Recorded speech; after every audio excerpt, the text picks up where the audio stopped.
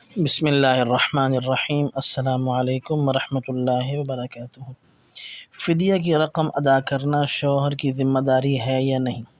اگر کسی خاتون کے ذمے قضا نمازیں اور روزے لازم ہوں اور ادا کیے بغیر ان کا انتقال ہو جائے اور انہوں نے فدیہ ادا کرنے کی وصیت کی ہو تو اس صورت میں ان کے اپنے مال سے جو ترکہ چھوڑا تہائی مال میں سے فدیہ کی رقم نکال لی جائے گی۔ اگر تمام قضا نمازوں اور روزوں کا فدیہ ایک تہائی ترکے میں سے ادا ہو جائے تو بہتر، اگر مکمل ادا نہ ہو جتنا ادا ہو ٹھیک۔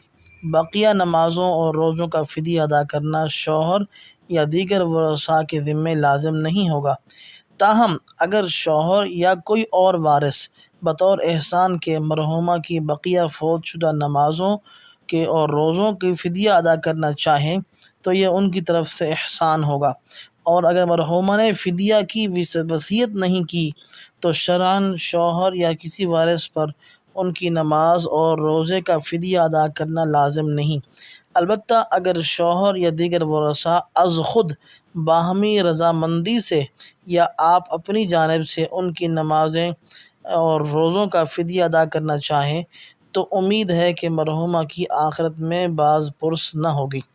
واضح رہے کہ ایک نماز کا فدیہ ایک صدقہ فطر، 2.25 کلو گندم یا اس کا آٹا یا اس کی قیمت ہے۔ دن رات میں 5 نمازیں فرض اور 1 نماز وتر واجب، یعنی یومیہ 6 فدیے ادا کرنے ہوں گے، اور ایک روزے کا فدیہ ایک صدقہ فطر فطرانے کے برابر ہے۔